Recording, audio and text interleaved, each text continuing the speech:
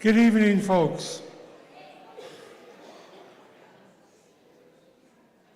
Oh, that's quiet, it's nice. We're going to start this portion of the program, the affirming part, and with the land acknowledgement of the territory in which we are in. We respectfully acknowledge that we are on Treaty 6 territory, a traditional meeting ground, gathering place, and traveling route of the Cree, Anishinaabe, Blackfoot, Métis, Dene, Nakota Sioux, and the Nakota Sioux. We acknowledge all the many First Nations, Métis, and Inuit, and many others whose historic languages, spiritualities, and cultures continue to influence our community. This acknowledgement reminds us of the responsibility to our relationship with the ancestral lands on which we worship, learn, live, and share. We give thanks for their stewardship of this land through the ages and for the opportunity to gather here today.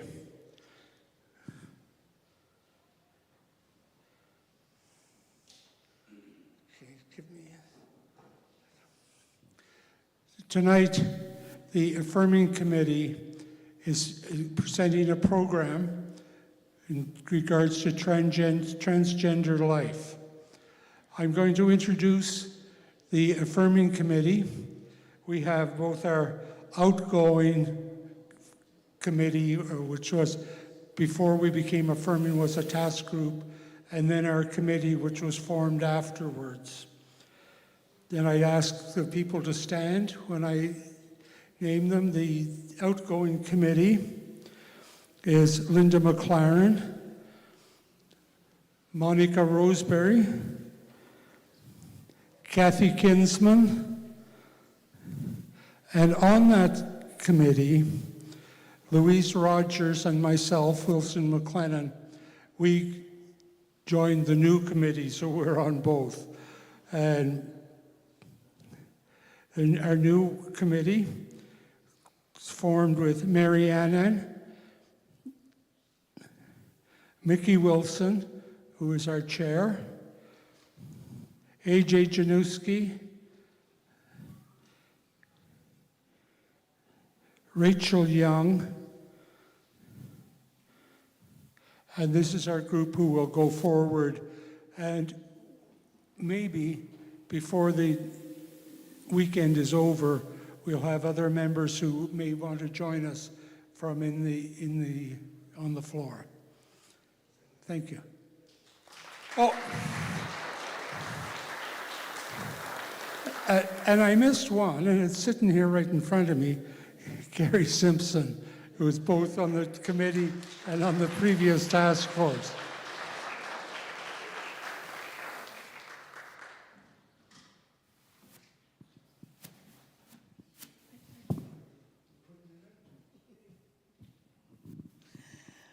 Friends, we've been gifted with some amazing folks that I want to briefly introduce and invite to come up and be seated here. Among this group are some longtime friends, some new friends, and I'm excited to have them come and join us tonight. So first I want to invite Emery Whiskey Jack, who is from Satellite Cree Nation in Treaty 6 territory, 23-year-old two-spirit, trans-masked, multidisciplinary artist residing in Amaskwachakan. Is that close? I am in a confident, he says he's in a confident place of being unapologetically himself, thanks to the going through his rites of passage, where he received powerful affirmation. So he's passionate about liberation, reclamation, and connecting to his land, language, and culture. Emery, please join us at the front of the room.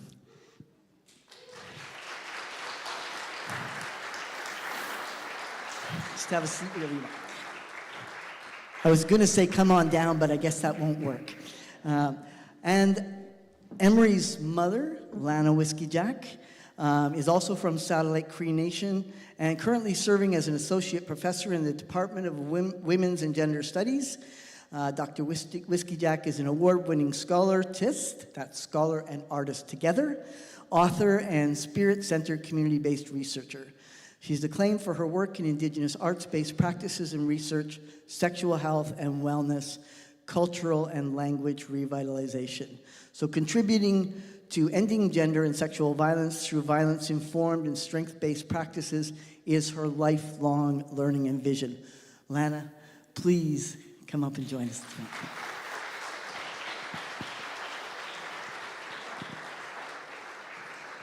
And I want to offer Lana and Emery tobacco and thank them for being here tonight and sharing their wisdom with us.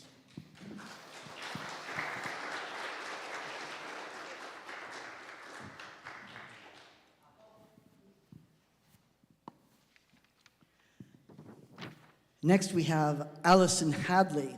Alison is a healthcare worker, author, artist, activist, and recreational athlete. Born and raised here in Edmonton, she dedicates much of her spare time to helping and building 2S LGBTQ+ community in hopes that the roads traveled by future generations will be easier than the one that she had to take. A lifelong lover of sport before her gender transition, Alison competed internationally in 3 different sports. She's passionate about education and has already done several workshops in this area discussing the proposed harmful legislation in Alberta. Alison, please join us up front.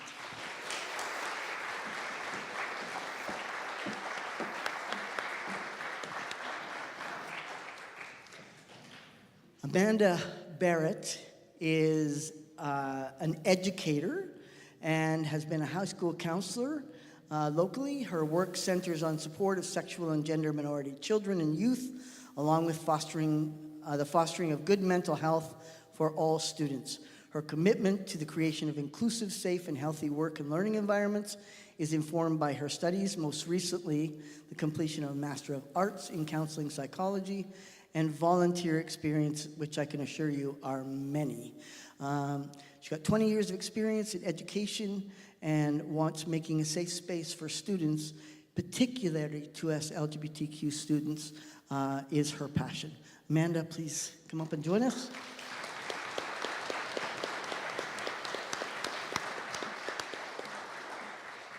And last is Rachel, well, not last, but the last person on my list. Rachel Young is a member of our Northern Spirit Affirming Committee.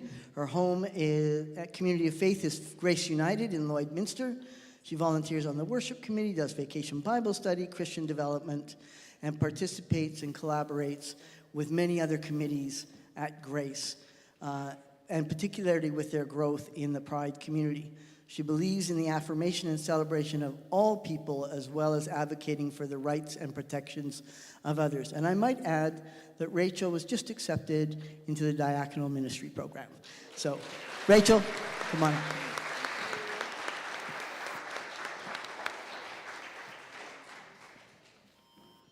Oops. I turned it back on at supper time.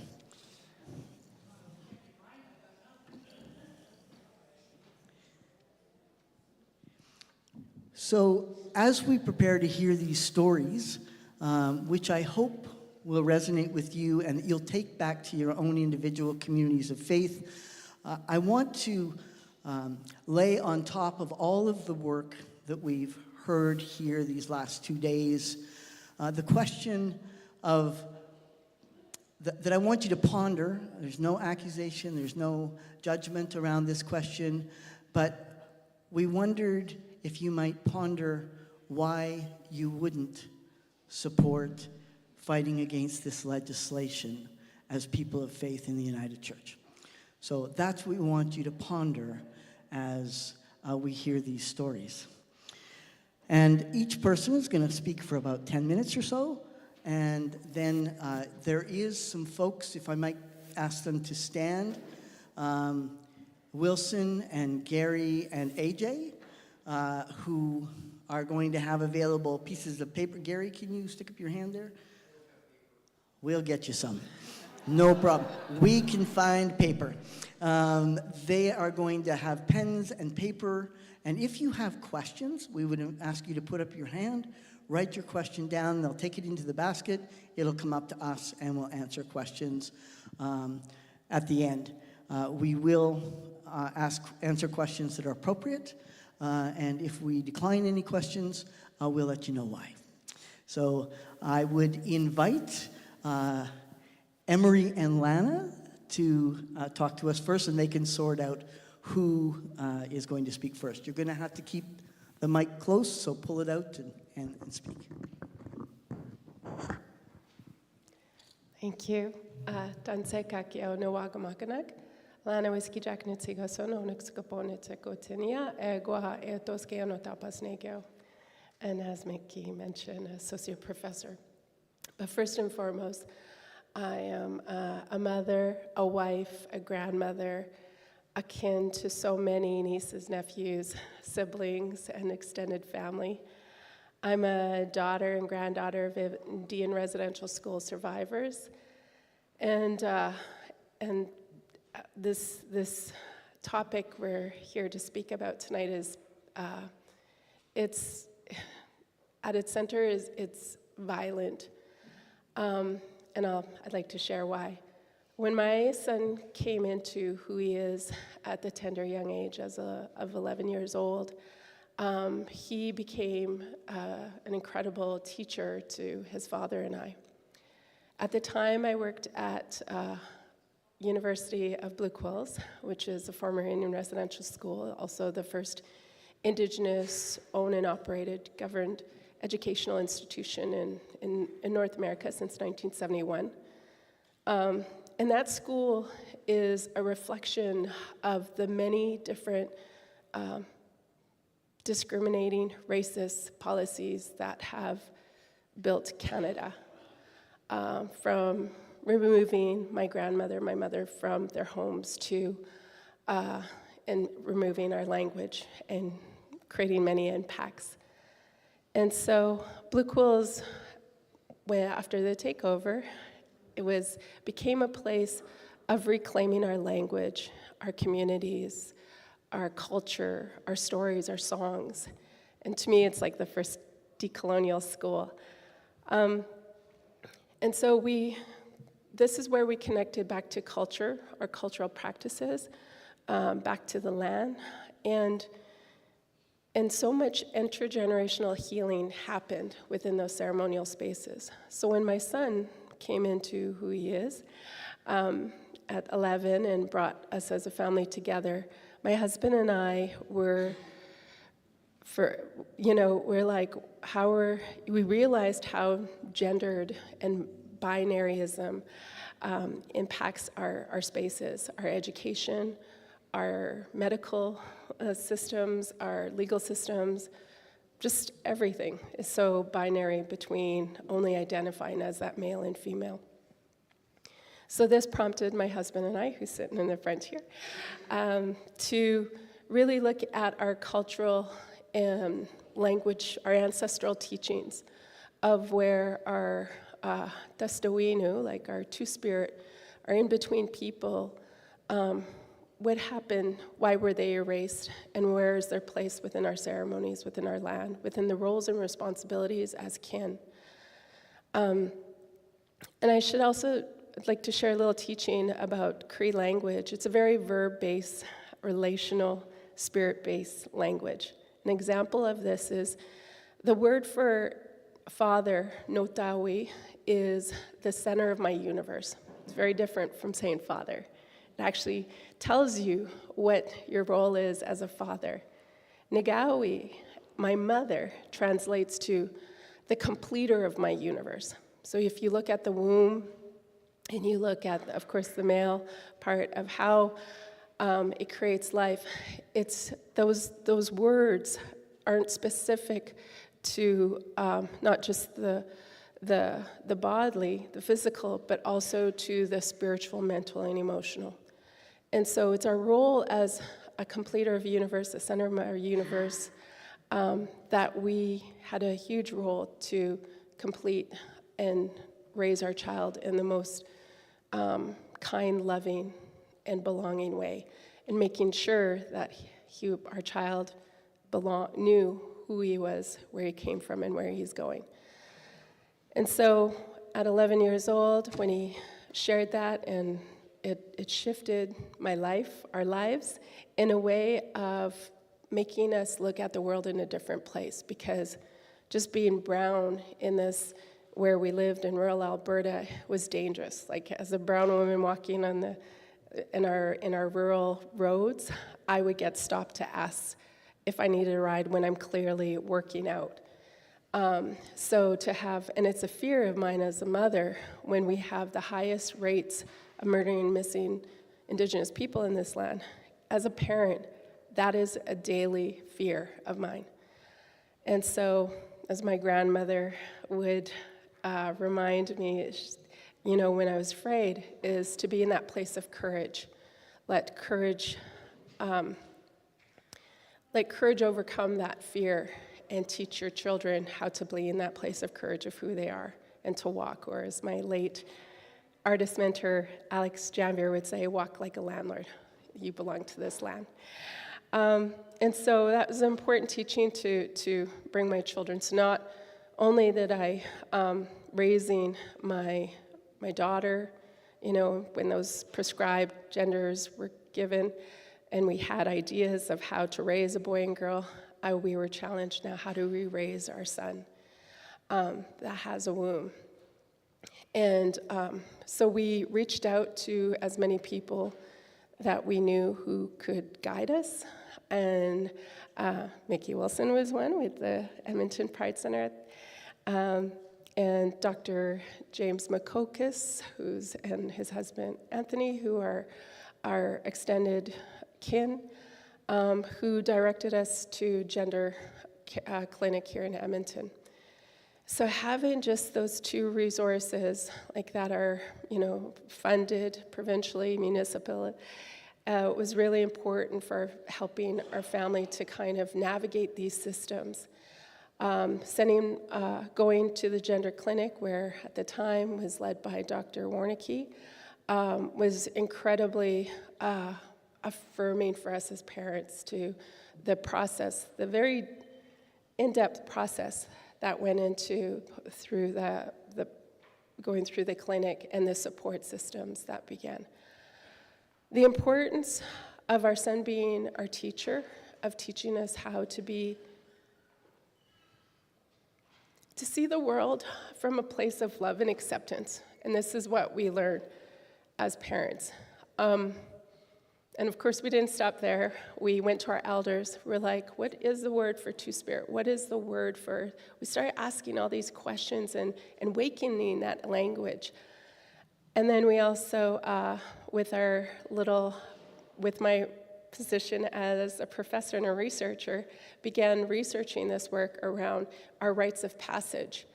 And with the leadership of Dr. James and his husband, Anthony Johnson, was to develop a rites of passage. But also we created the first Indigenous PFLAG, Parents and Friends of Lesbians and Gays, in 2016. And then it evolved into the work that we did with our OKM, Ogamaukehamikwanak, and then the research project of the Humble Lodge. And just this year, we started a nonprofit society of Fire Week Kinship.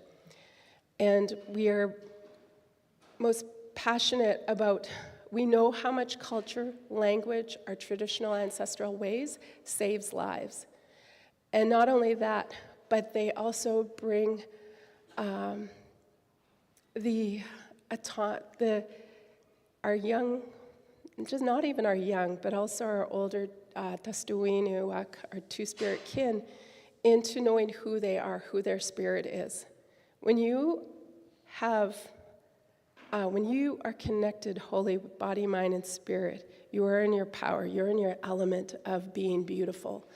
And so this is the work that we continue to do, which becomes really difficult when you start creating more violent systems through these bills of interfering, putting fear into whole society of, our kin that we have been silencing for generations. They're just waking up, like within our language, Cree language. And so this is again, like the bills that are promoting more transgendered fear, and when you have that fear, then you're also breathing more life into a hatred in a sense. So I think I'll pause there, but just wanted to give a little context of the importance of why we do need systems that support families and parents to love, nurture, and raise their children with acceptance and to see in a way that's non-binary. Hi. Hello, my name is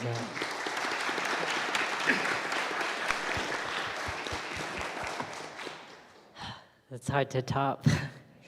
I am not a public speaker, but here I am today because this is something that's very important to me and my community. I'm not a stranger to the government being against me. I'm an Indigenous Two-Spirit person. They don't really like anyone who looks like me or who is who I am. It's just like growing up and having the support from my community and my family. That is the reason why I am here. Without that, I don't think that I would be here. When I came out when I was 11, it was because I was on a path of destruction and sadness, and even at that young age, I had all that hatred and fear within myself. I'm like, well, if I can't be who I am, like I don't want to be here. And these bills are putting that fear into this new generation of youth and children. The bills, they say that it's to protect kids and to protect the youth, but it's quite the opposite. These bills are doing a lot more harm and, in fact, killing kids more than the alternative.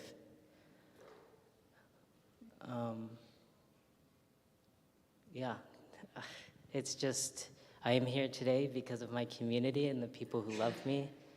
And the bottom line is that, kids just want to be loved and accepted, and that's all you have to do to be a good parent or elder, mentor, however you're connected to them. It's just to be seen and to be loved.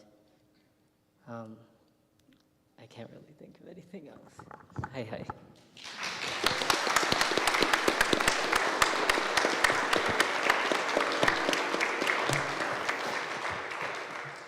I'm just going to add a statistic here that's actually quite recent, and 43% of trans people will attempt suicide at some point in their lives.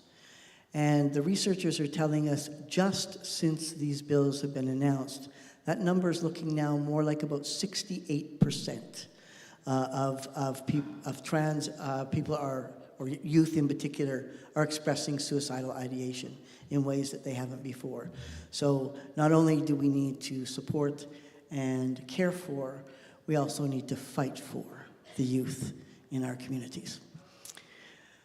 Allison.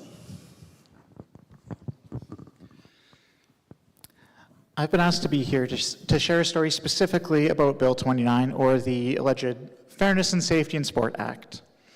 I'm telling not just a story about a trans person trying to play sports, but also what happens when one of us speaks up and how quickly we become unsafe.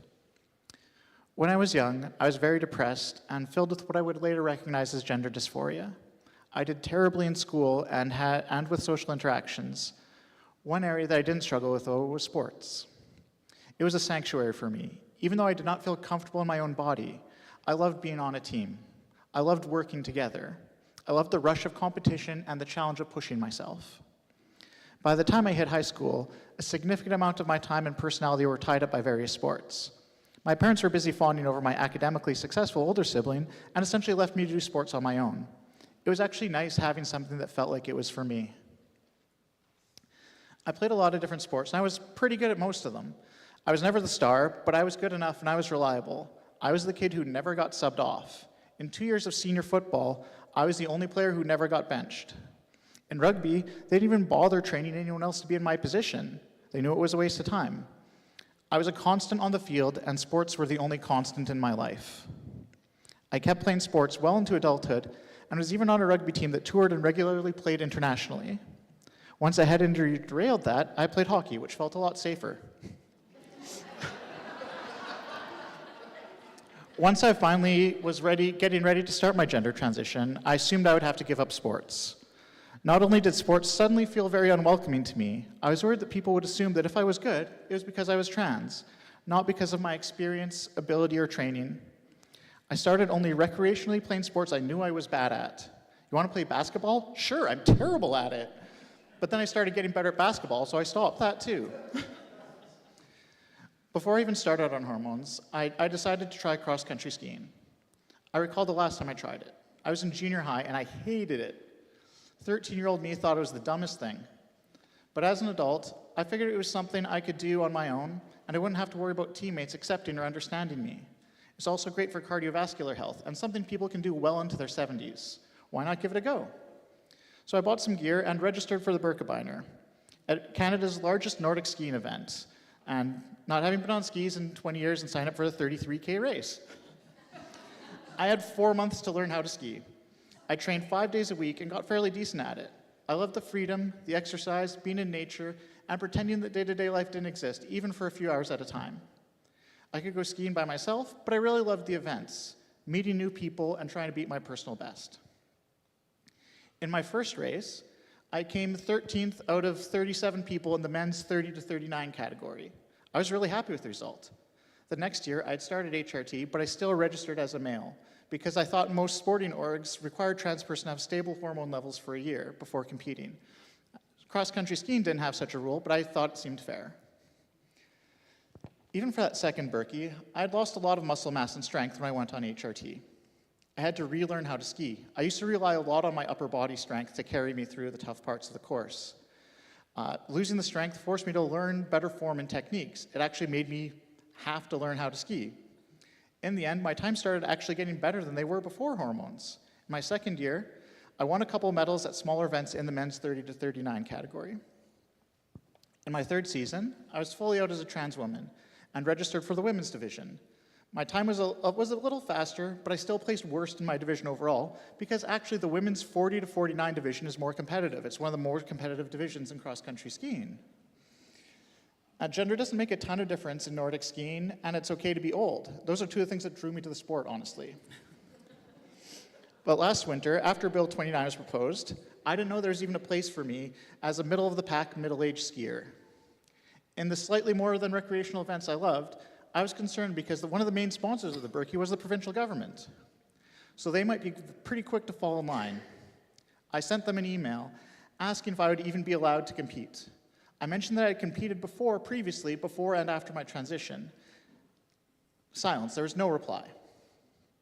I tried reaching out to 3 other events I competed in. Silence again. These are all organizations that had been very responsive in the past. I didn't want to risk it.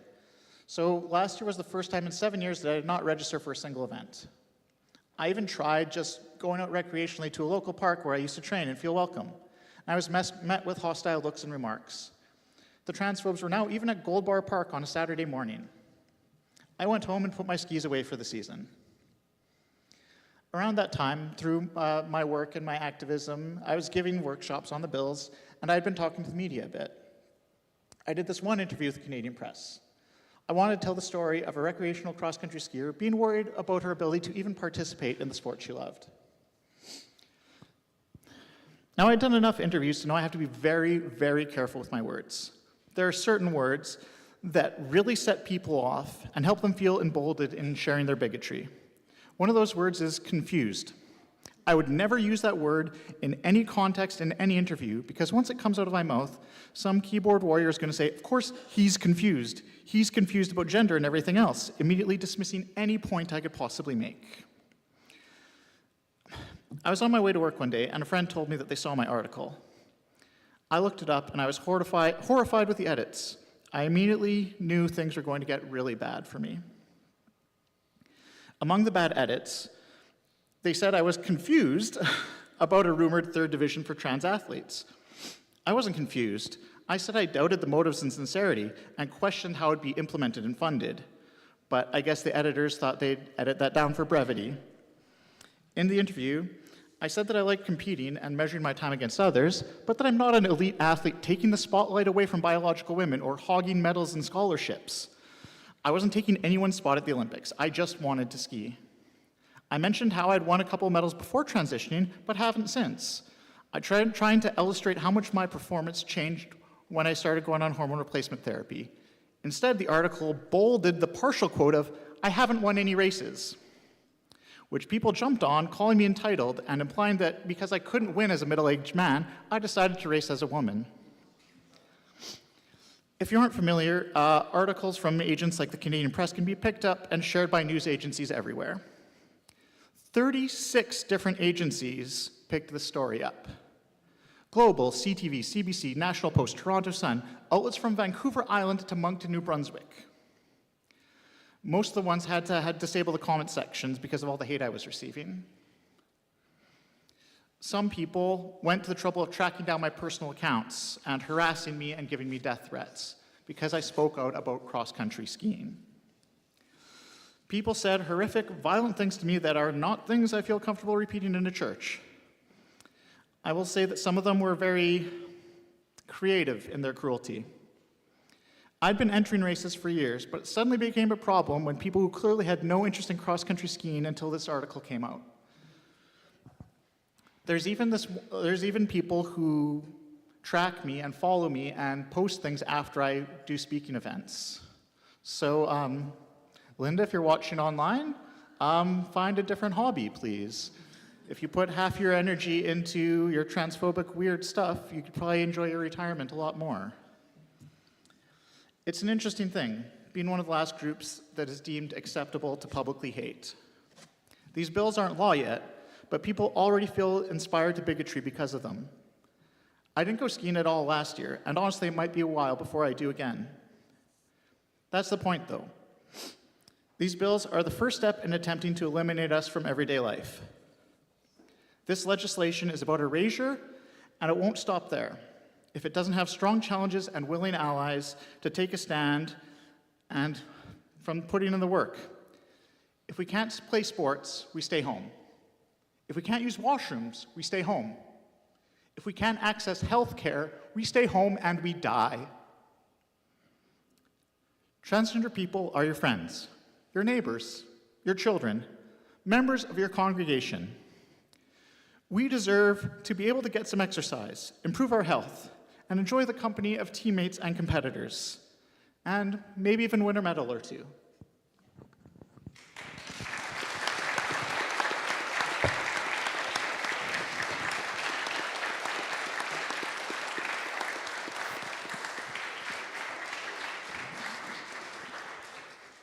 I just want to take a second to acknowledge the courage and bravery that it takes to tell these stories. Our lives, even when they were good and have moments, are still full of pain. And we need to lift that up for people to see so that they can make it stop and then hold one another in care. It's a lot of courage. Thank you for your stories. Amanda. Thank you. Is that close enough? How's that? Yeah, okay. I'd like to point out that I'm also an HRT and nobody cares about that. More, okay, I'm just gonna hold it. So, people are pretty selective in when they care. Before I really kind of get into what I was gonna talk about, I wanna talk about one of the reasons why I talk. And there's lots of reasons actually, But one of the reasons why I talk about this subject is for a long time I ran a queer women's group. And all kinds of people came, all different ages, trans women, cis women, you know, people came for all different reasons, mostly because they were looking for community.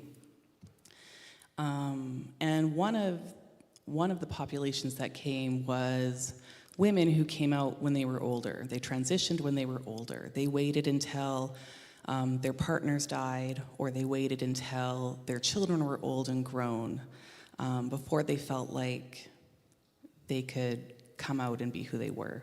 And so I give talks like this because I don't want anybody else to live a life of regret because they have shame about who they are.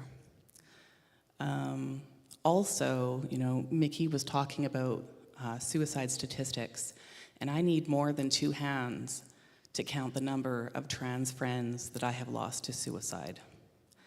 And over the last couple of years, there's been a lot. And so that statistic, while very shocking, is true, and those are real people behind that.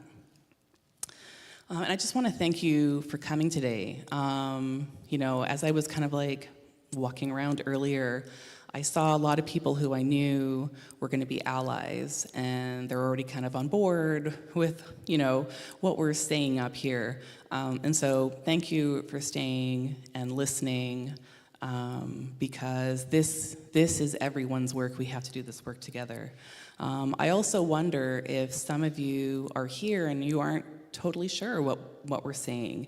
And I really, really want to thank you for staying and not hiding in the basement and helping clean up the supper so you didn't have to hear what we say, because change and understanding happens in relationship, and there's so much misinformation out there that we can't have these conversations, we can't progress in these conversations unless we're willing to listen. And so, thank you.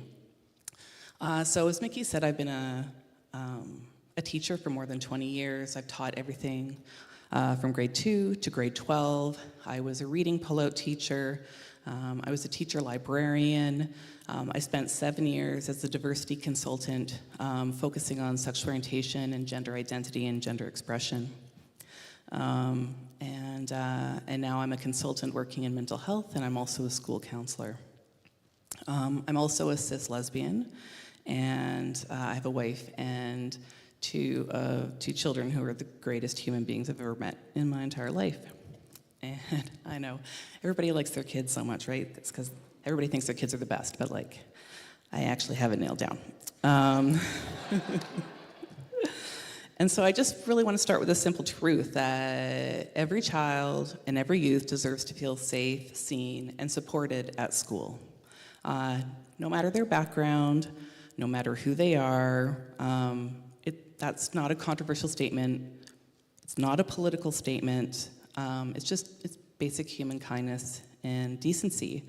And that for anybody here who isn't really sure about what I'm saying, okay, like that's a place to start, all right? You don't need to understand trans identities, and you don't need to understand what non-binary means for different people, and you don't have to like get being gay. All you have to do is just be respectful and kind, right? It's just got to be a nice person. And so, well, we're just going to start from there. But right now in Alberta, we're really failing some of our most vulnerable students, most vulnerable children, our trans and gender diverse students, because of harmful new laws and policies that are really being passed under the guise of parental rights. And so at the center of this is students. So one of the things that I do in my job is that I work with a GSA, and I've worked with many GSAs. I've worked with junior high GSAs and high school GSAs, and I've supported all kinds of different GSAs. Oh, that's such a great question. Okay, so a GSA, so some of you, oh, and HRT. HRT was hormone replacement therapy, all right? Perimenopause babes, woo, woo. And a GSA, so some of you might know it as a gay-straight alliance, and then it kind of became Queer Straight Alliance, and now we're using Gender and Sexualities Alliance. And basically, it's just a club for kids to hang out and feel safe. These are groups for anybody and everybody, and at the core of it is an understanding that that it's a safe place for all genders, for all orientations, all that kind of stuff. So they're pretty cool. They're wonderful. There's a lot of rainbow cupcakes eaten in GSAs. And so also as a school counselor, I talk a lot with queer kids. And when all of this started rolling out, you know, when Danielle Smith first made that announcement about plans to talk about, you know, like what identities kids were allowed to have in schools and what was going to happen in sports, and talking about, you know, like medical transitions in terms of things that actually weren't really happening. But all of these kids felt it, and they were supposed to. That was a really clear message that people, adults, didn't like them, didn't care if they were safe, didn't care if they were happy, didn't care if they were suicidal. They wanted them to just fall in line. And so I had students who didn't want to come to school, kids who had just sort of started coming out at school, testing the waters, you know, like seeing how people reacted and gearing up to tell their parents, who went right back into the closet. I've got students who really aren't sure what's going to happen next year, what's going to happen to them in September, who are terrified that they're going to be outed to households that are not safe, to parents who aren't in a place right now to understand. And to be clear, when you go back into the closet, your identity doesn't change, right? You can't trick or badger somebody into being gay or trans, just like you can't trick or badger someone into being cis or straight. All you can do is make them desperately unhappy. I'm seeing students with increasingly challenging mental health, lots of anxiety, lots of depression, kids having panic attacks about this. And it's really important to point out that even though poor mental health and mental illness, those rates are really high in the queer and trans community, we have a lot of studies that show it is not because someone is queer or trans, it's because what we do to queer and trans individuals is how we treat them. And when we have students who are well supported at home and well supported at school, their mental health is the same as their peers. All right, it's what we're doing to kids. And really, it's important to know that students are telling us that this policy makes them feel invisible and exposed all at the same time. And of course, we want to center students in this because they're really catching the brunt of it. But there's lots of people who work in school buildings who are also grieving and frightened about the changes that they're seeing in our communities. Teachers and EAs are really struggling with how these policies and legislation are affecting their own mental health. We have teachers and EAs who feel like they have to choose between the law and protecting their students. We're seeing a slow erasure of more diverse stories in our communities because teachers are just unsure. It's unclear about what's allowed and what's not allowed, and so there's less conversation. There's less picture books showing different kinds of people. There's not recognition of pride in the same way. Some of the really sophisticated and rich conversations that we need students to have in our social studies classes and our English language arts classes, they're not being had because teachers don't know how to have them. They're scared that some parent's going to phone in and be angry and ask them to be fired. And they're worried that their administration is not going to back them up. And so really, it's just kind of like heavy hearts. Lots of worry about the future. And librarians, man, like, if you don't work in a school, you might not know, but like librarians are the heart of our schools so often. They are the ones who are like checking on that kid who doesn't have any friends, who's eaten by themselves in the hallway. They're creating a safe space for them. They're making sure that everybody sees themselves. There's something called, so Emily Stile has a theory about books. Books as mirrors and books as windows. And so books as mirrors is where we read a story and we see ourselves. We see our families, we see our culture, we see the food we eat, and it helps us kind of deepen our own understanding of ourselves. But we also need books that are windows. We need books about people that aren't like us, that live in different countries, have a different skin color, worship in a different way, have a different orientation, have a different gender. And the reason we need that is not indoctrination, it's empathy. We need that because books teach us empathy. They teach us how and who other people are. It makes them real to us. And so we have librarians who are worried about, well, can they put out Pride books this year? Can they put out books with different kinds of families and different kinds of identities, all right? And not to change who anybody is, but so people can see themselves and people who aren't like them. You know, and my kids are young, they're in kindergarten. And I had to fight to get the teacher to read a book where it was a family like ours. How old do your kids have to be in order for my kids to see their family in a picture book? It's not indoctrination, it's just seeing the world expansively. You know, and like coming down the line, principals are going to be in some very difficult situations. There's a lot of expectations being placed on them.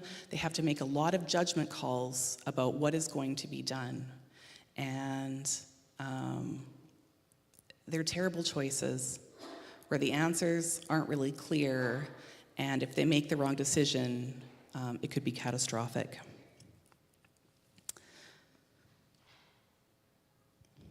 And so we know what the research tells us, and this is what any counselor or teacher or pediatrician will tell you, that when trans youth are affirmed with their identities, when they're called by their names and their pronouns, their risk of depression and suicide drops dramatically. And when we take that affirmation away, those risks rise again, fast. This is what we're doing to kids. And I want you to understand that supporting trans kids does not mean excluding parents. Schools always want to include parents. We always want to be a team. But children are not belongings. We don't own them. They're their own human beings who are figuring stuff out, and they are allowed to have a voice in what they say. And so we need to include students in these conversations. We can't just out them in some kind of panic. And just to be clear, this is not administrative red tape. This is a real coordinated effort to erase 2S LGBTQIA students from public education, to make them feel that who they are is controversial or wrong or dangerous to talk about. And for what? Okay, sorry. Is that my 10 minutes? Okay, maybe I went over. Let me just see. Okay, can I read like 4 more sentences? Okay. It feels a little unfinished at this point. Okay, okay, Mickey, yeah. And so really we're seeing distraction from what's happening at the government levels right now. And scoring political points. They're saying it's about neutrality. Neutrality is not safety. Silence is not safety. Censorship is not safety. I'll tell you what safety really looks like. Safety is a teacher calling you by your true name without asking why. Safety is walking into a library and seeing a story that reflects who you are. Safety is knowing that if you're questioning or scared or just trying to figure yourself out, you have somebody that you can talk to without that conversation being reported as a crime. Safety is the GSA room on a Tuesday afternoon. It's a hallway poster that says "You belong." It's a counselor's door slightly ajar. It's the knowledge that even if your home is complicated or confusing, school is a safe space to grow. And we've really stripped that safety away for far too many kids. And if we care about their futures, and if we care about any future, we need to give it back.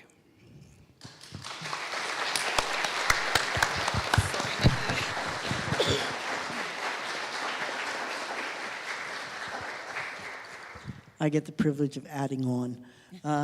Just another little statistic that I learned a number of years ago when I used to be with Egal Canada, and we did a whole study on GSAs in schools.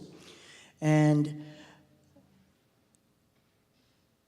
if there is a GSA, I just want to get this right, if there's a GSA in a school, it reduces suicidal ideation in all kids in the school.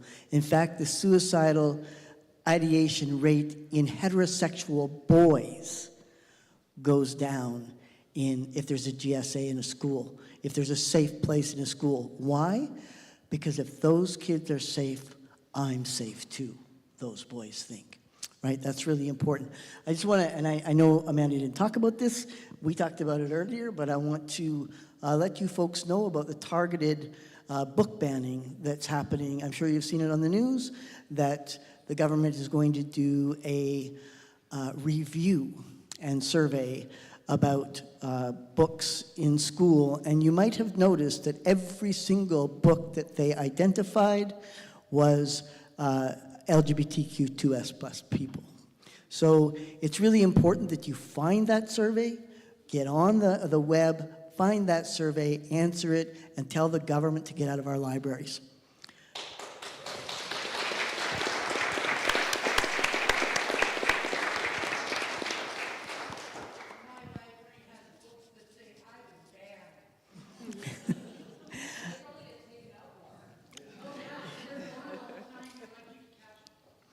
I just want to remind you that if you've got a question for our panel or for anyone, not because of that question, but if there's something you didn't understand and want a question answered, wave around. Those folks will find you a piece of paper and a pen, and we'll get them up here after. Our last formal speaker tonight, I'm going to ask them all if they have anything they want to add, but is Rachel Young, a member of our committee from Grace United in Lloydminster, what it's like to be as a person of faith living with this.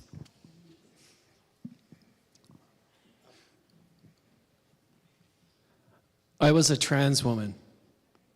I had my legal papers stating my sanity, suffered the physical exams, and changed my birth certificate to female. I am not afraid. I was a trans woman.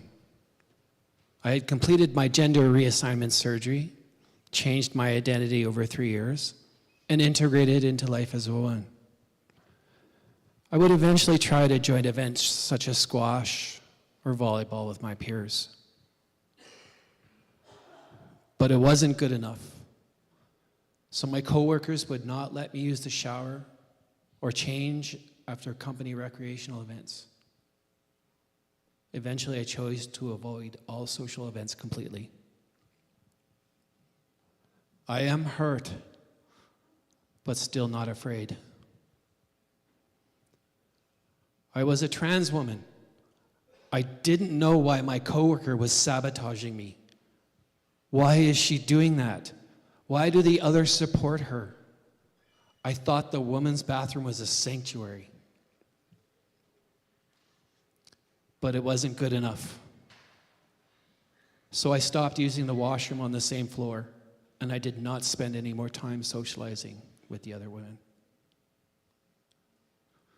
I think I'm scared. This makes no sense, and it hurts so bad.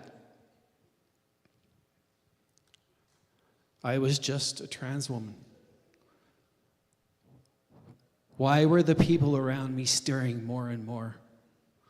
Why was there a protest against me in public? What have I done? I haven't done anything. I used to be a first responder, and I've even helped some of these people in the past. But it wasn't good enough. And when I was told I was infested with demons, I was going to hell. I was heartbroken. Am I going to get jumped and beaten like I did growing up? I am so afraid, and I can't stop crying. I know my soul is safe, but it feels hopeless. I am just a trans woman. My government has legally declared me a threat to society. My government can erase my gender marker and my identity without consent. My government will declare me mentally unfit and force me into an institution. My government will detain me with men instead of women with callous disregard to my safety. But it wasn't good enough, and the people do not care. But it wasn't good enough, and the government will not care. But it wasn't good enough. I am no longer afraid. I'm terrified.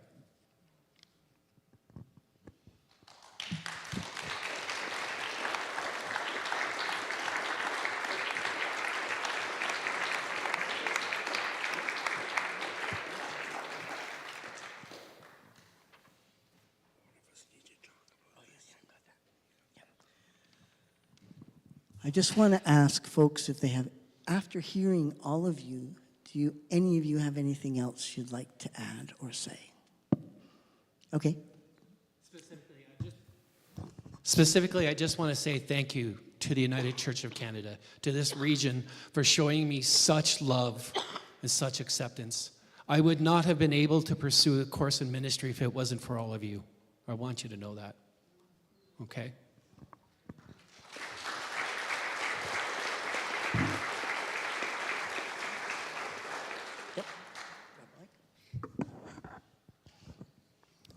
Just a couple quick things. First off, I just want to, in terms of the survey about the books, like when it came out, I already had 3 of the 4 books, so I ordered the 4th one. But I just want to say, if you're filling out the survey, the questions are very, very leading. They're very like, oh, do you support sexually explicit things for minors? It's like, no, that's not what this is about. And so just be wary of that when you go and fill out the survey, but please do fill out the survey. And I just want to do a little thing just because I have worked in gender-affirming healthcare for a number of years now as well. And as someone who it saved my life, and there's been times in healthcare where I've actually saved other people's lives and not just gender-diverse ones. So it's, one life saved with gender-affirming care could be more. And that's an important thing to keep in mind. I think that was really important for us as a family too, was having those systems in place of not only supporting our son, but also supporting us as parents, supporting our son. And so those clinics, those organizations, those books are so, as everyone just reiterating, very life-saving. Thank you. Emery, anything else? I just also want to say that this isn't just an attack on trans people and that it affects everyone, because there's already been multiple cases now where people who think someone is trans and they aren't, they're cis and they receive, scrutiny or hatred as well. So it's not just us being attacked, it's everyone else as well. That's right. It's important to remember that lots of folks don't look feminine enough, don't look masculine enough, and they are at risk as well and are often harmed and pay the price of things like this legislation. So I I love these people. I've known many of them for years and years, and Allison is a new friend. I just know it. But I really want to say that when we talk about sport, and I want to mention something about sport in particular. So we often think about sports, and they talk about competitive sports a lot. But you know that a little trans girl cannot play on the girls' sports teams in school with this legislation. So if you're 7 years old and socially transitioning, you won't be able to play with your other friends on the girls' team in school in grade 2. Pardon me? Yeah, no, nothing. Nothing happened yet, but in grade 2, you won't be allowed to play with the other girls, right? So it's really insidious law that's meant to harm. We need to be really clear in our understanding that this legislation is meant to harm. They talk about caring for children. They don't, I was going to say something else. They don't care about us at all. In fact, they would rather we didn't exist. And pushing us out of sight is the easiest way. The easiest way. They want to harm us. And so, I'm going to get, are there questions? Are there some? There's some around, so if you can gather them up. But I also want to talk about what opportunities you have as individuals and as representatives of your faith communities. So if you go back to that display, that really fancy, colorful, affirming display back there, over the next few days, there are form letters. You can just sign one, turn it upside down, stick it in an envelope there, turn it upside down, and if you write your MLA's name on it with a sticker, we'll make sure your MLA gets it, but this letter is made out to lots of important people. All of them say Premier Daniel Smith, Honorable Adriana Lagrange, Honorable Dimitrios Nicolaides, Honorable Joseph Schau, Honorable Christina Gray. People will get this letter, and we'll make sure that they all go out in the mail. There are postcards there, and there's postcard prompts so that you can write a short message, targeted message, with a nice little colorful front that says hello with a smiley face. They'll get a couple of those, and they'll know when they look at them what it's going to say. So that's what you can do. And there are other documents there. This is the lovely. You don't imagine getting that in the mail for the first couple times. And then they're going to know. There's also a copy of the Northern Spirit, the Northern Spirit Executive's letter. If you haven't read it, please do. It was powerful. They had something to say. And I'm just going to read an excerpt from it quickly, just so you get a sense of where our regional council sits on this issue. It says, dear all of those people I already named.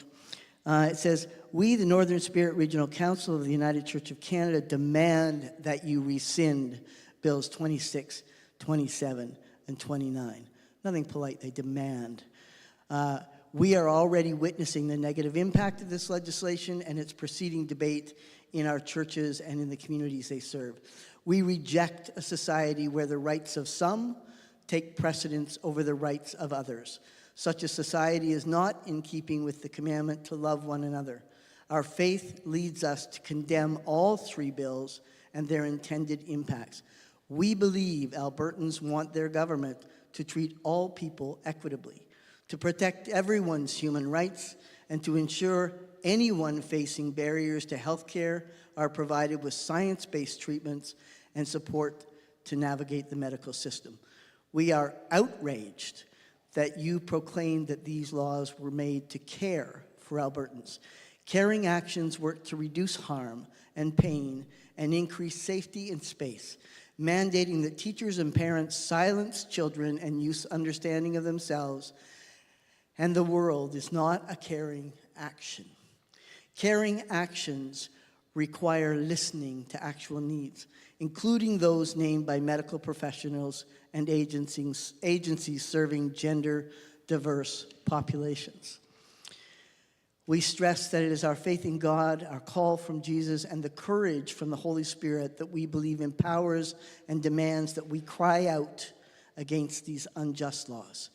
We, the Northern Spirit Regional Council of the United Church of Canada, demand that you rescind Bills 26, 27, and 29. That is our United Church. That is our region.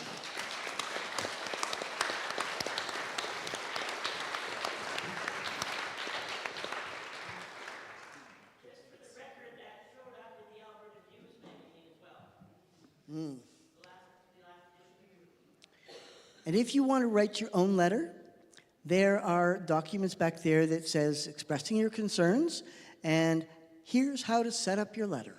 It will walk you through writing up a personal letter. So I would encourage you all to write a letter and then go back to your congregation members and ask your council to write a letter. Ask your congregants to write a letter. It doesn't matter if you're an affirming congregation or not. These are people that we need to care for as people of faith. Questions? Do we have questions?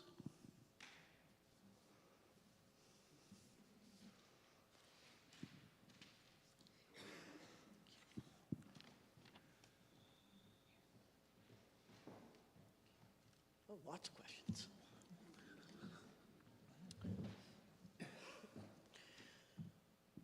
Well, here's an easy one. This is a rural question. I'll tell you, I live in rural Alberta. It says, trans, afraid of working out at the gym, how can we advocate or be sensitive to helping? I'll just say, I'm going to let somebody else answer this. I think I'm the only one that lives in rural Alberta, though.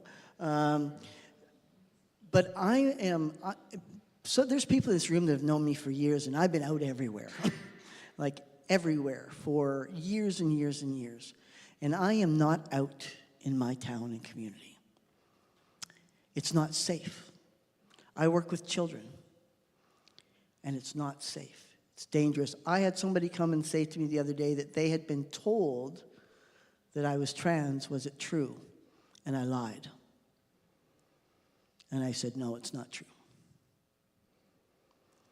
That's a hard place to live. And I'm pretty confident to say I'm trans and queer all over the place, but not there. It's really important if you live in rural Alberta to maybe wear an ally button, a "You're safe with me" button. So I don't have all the answer of how to be in a gym in rural Alberta. I don't go to the gym. I don't even tell people who I am. It's a hard one, and I think it's one that the affirming committee is going to have to wrestle with and create a means of support.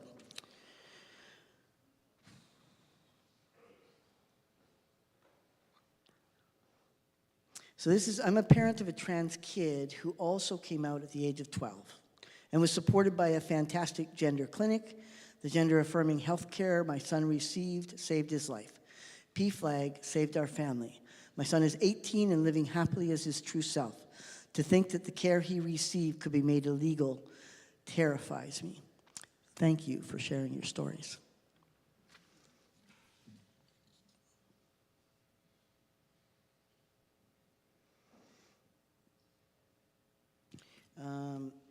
The United Church has almost 80 congregations in Alberta north of Red Deer. Panelists, what action do you want us to take?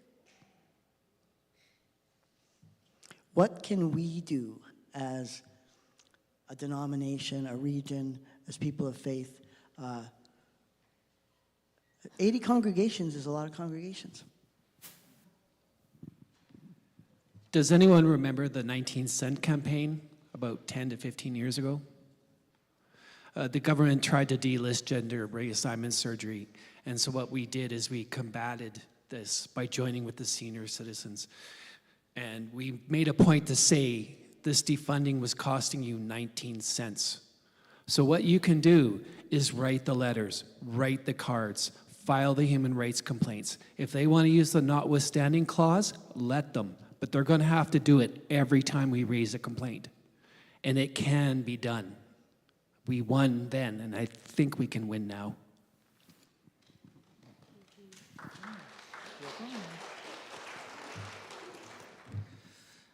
One thing I think that's really important, especially in the smaller communities, is just having it be known that you are a safe place, because there are fewer and fewer spaces. And as someone, I help trans people of all ages navigate towards resources. And it's so difficult to, like, oh yeah, the nearest resource for you is 3 hours away. So even if, you can't prescribe, you can't do the other things, just a place that they are welcome. A place where, if the outside is hostile, a place that they know won't be hostile. And that would go so far, and that's my hope from this, is that, again, you don't have to have everything figured out, but be kind, be welcoming, approach members of the community with an open heart.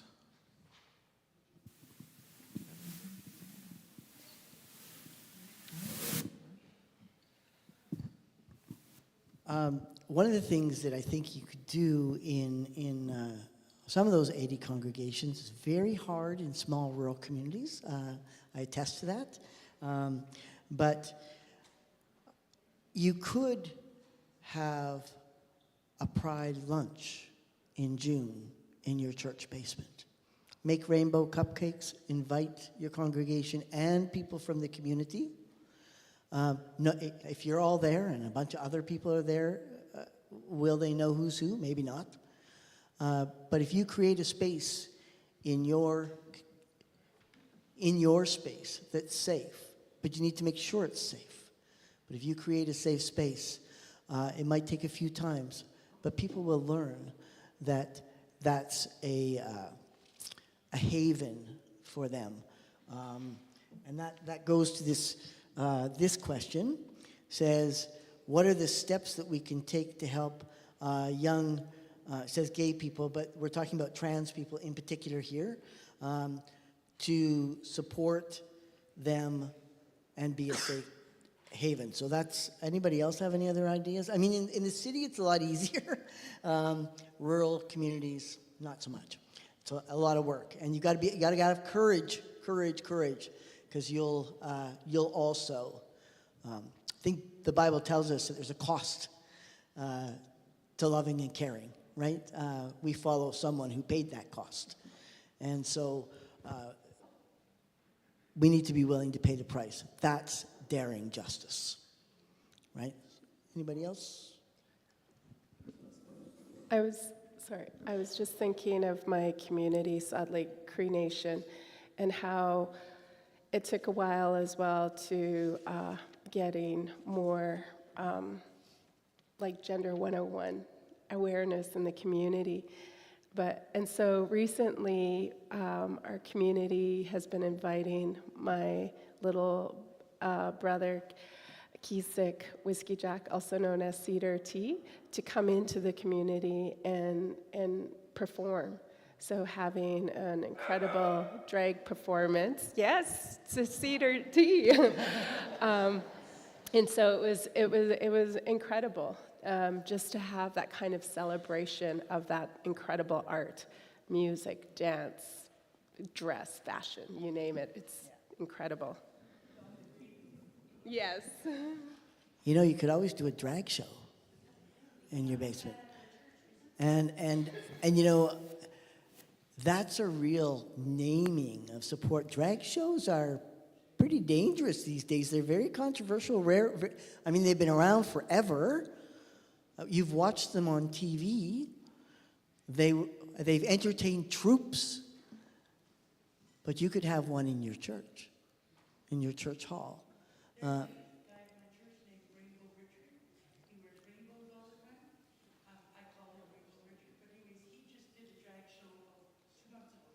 Great. Amanda. When I'm working with teachers, when they're supporting trans youth, the main message is just believe them. Don't pathologize it. They don't have to explain it. just like everybody's identity, it might evolve and change, and that is typical and to be expected. But when somebody tells you who they are, believe them, don't dead name them. Use the name that they want you to use the pronouns that they want you to use, and that just kind of goes back to that baseline of respect.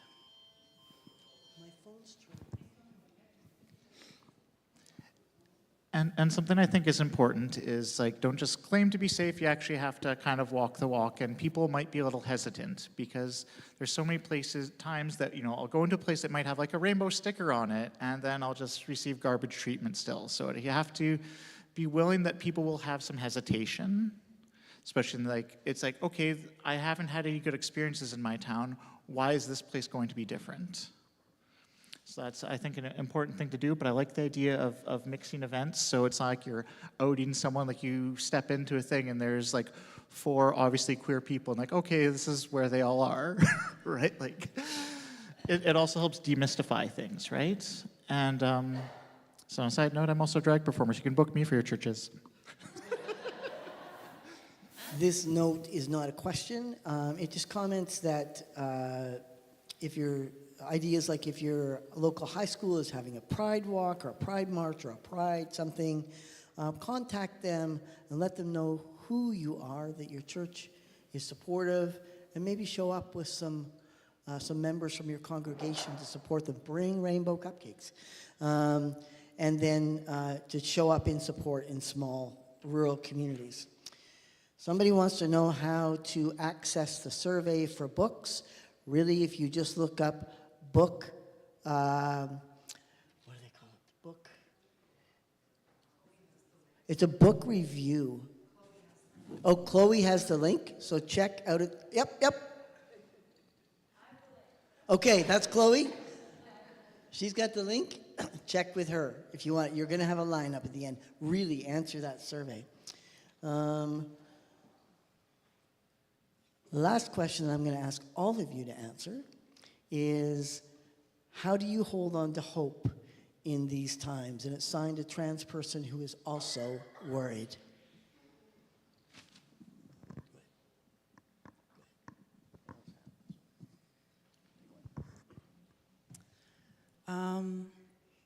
The reason I left my position as a diversity consultant was because it was breaking my soul. I felt like I saw the worst of people every single day, and the most vulnerable kids being targeted and kicked about, and it was heartbreaking.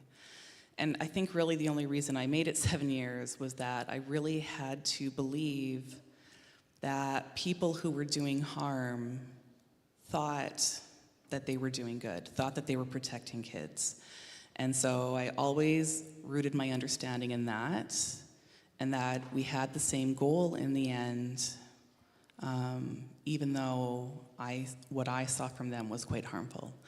And so that was a way that allowed me to keep the door open instead of othering other people as bad or stupid or evil.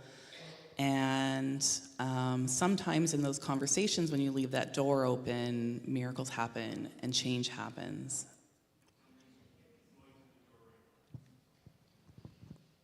Sure, let's pass the mic, so I'll go next. Okay, so how I stay hopeful, it's difficult. It's really difficult. And as mentioned, these bills and a lot of the behaviors, they affect a lot of people. They're targeted towards people that look like me. Like, oftentimes they even forget that trans men exist. It affects everyone. It affects cis people, it affects trans people, but they're targeted towards people who look like me. And it's difficult. It's really, really difficult. But, however, there is just such joy in being able to be my authentic self. And I have achieved more in the 7 or 8 years since I came out than I did in like the 30 plus years before that, because I actually want to be here. I have motivation. I dream of the future for the first time. It scared me when that happened. It happened like a few years ago. I'm like, what? I'm actually planning for a future. What is this? And so there's that. Like, it's just the capacity for joy. and the community that I've found and the community I've been able to build. And they are the most magical group of people you could ever hope to meet. And so it's in community and in my capacity for joy.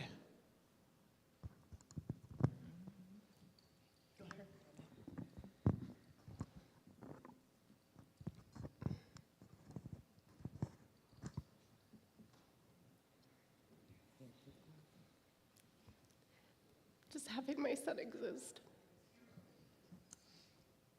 It's a reflection of my joy and hope.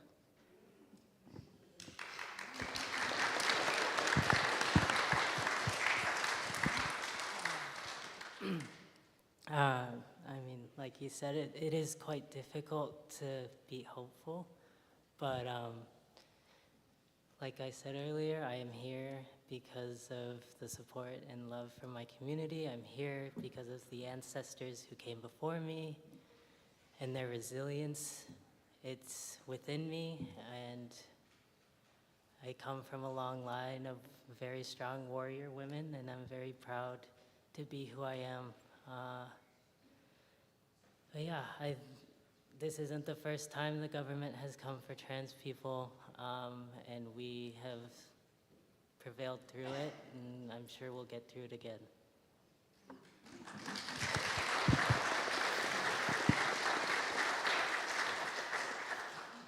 I sorry I didn't go first. I actually had to think about this. I didn't know what was wrong when I was struggling before I changed. I went on antidepressants, and then this little tiny voice popped in my head, said, "Why do you want to be a girl?" And I answered. I said, "I don't know, but it has to happen." I want to tell you that why I transitioned too was because I could no longer reconcile the lie I was telling to myself and the lie I was presenting to the world. A lie about omission, to be fair. And so I did it out of a sense of duty. If I'm going to die, I'm going to die telling the truth. So I went through, did the steps, did the procedures, still was happy, thought I was happy.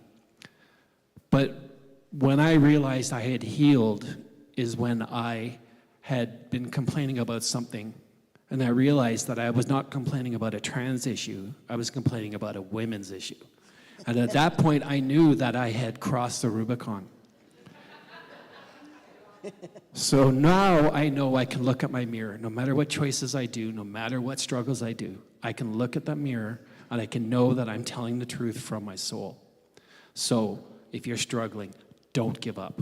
We're here, we're walking loud and proud for you, so you don't have to, okay? You have everybody in this congregation behind you, so you're not alone.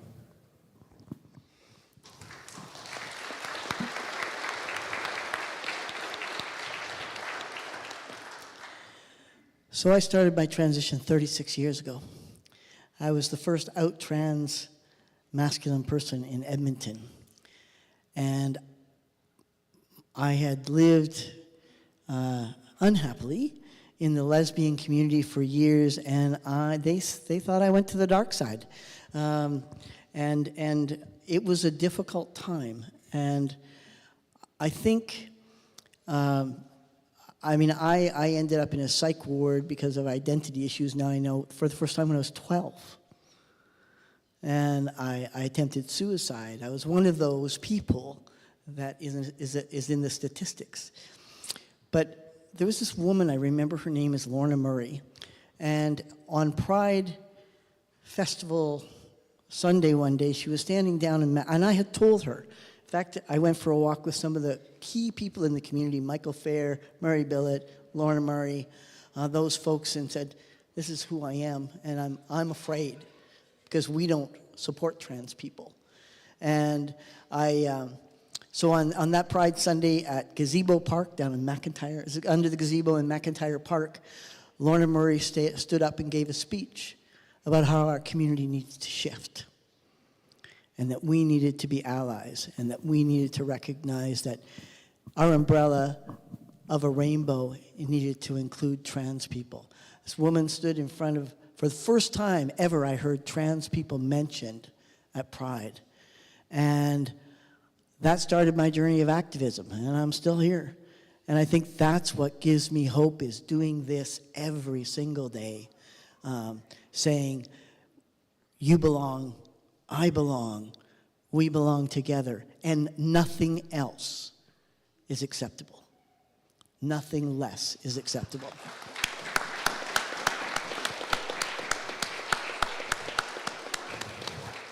So, again, letters are back there. I would encourage you to do that.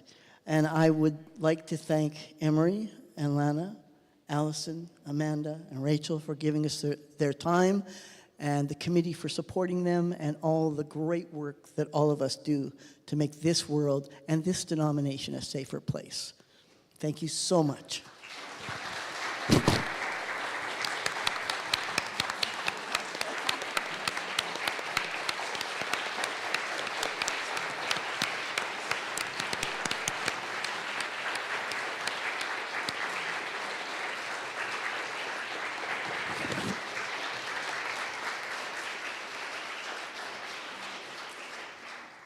We don't have a song. We don't have a prayer. Well, we have lots of prayers. But we do have an invitation for you to go in peace, drive safely, and we'll see you tomorrow morning.